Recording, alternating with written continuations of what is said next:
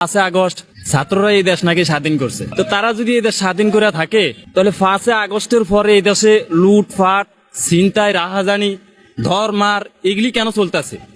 স্বাধীন দেশে তো আমরাও তাহলে স্বাধীন, তাহলে তো আমারও স্বাধীনতা থাকতে পারে। আমি ঠিক মতো কেন কথা বলতে পারতেছি না? আমার কি অধিকার নাই? তো একটা লোক আওয়ামী লীগ করবো, বিএনপি করবো, জাতীয় পার্টি করবো, সে যার যার দল। আজকে মানুষ ঘর ছাড়া, বাড়ি ছাড়া কেন?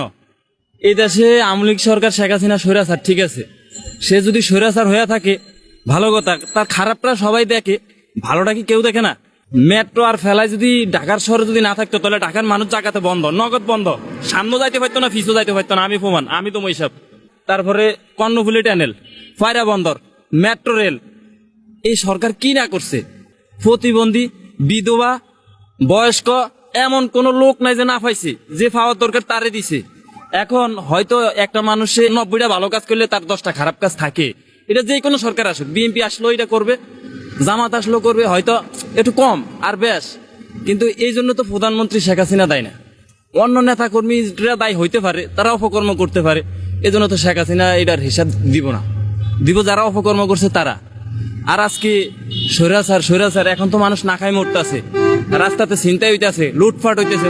5 আগস্টের পরে আজকে দেশে কি হইতেছে এটা কি দেখে না? ছাত্র ভাইদের প্রতি দৃষ্টি আকর্ষণ, যে ছাত্র ভাইরা কেন, তারা শুধু এখন শেখ হাসিনা স্বৈরাচার, শেখ হাসিনা অন্যায় করছে, এখন তারা ক্ষমতা, তারা দেশ স্বাধীন করছে, তাহলে দেশ স্বাধীনের পরে কেন এখন দেশে লুটফাট হবে, জোর জুলুম হবে, অন্যায় হবে? তাহলে তো স্বৈরাচারে ভালো ছিল। আমাদের দেশের সিচুয়েশন খুব খারাপ হয়ে যাইতেছে। আমি একটা গাড়ি চালাই, আমার 2টা বাচ্চা আছে, বাচ্চার পড়ালেখা করাই, তো নিজের সংসার নিজেরটা নিজে করবো, আরেকজন দিব না, আমি আরেকজনের কাছে চাইও না। যে দেশ ভালো চালাবে সে আসুক, আর ফাগলামি করবো, ফাগলামির দেশ না এটা।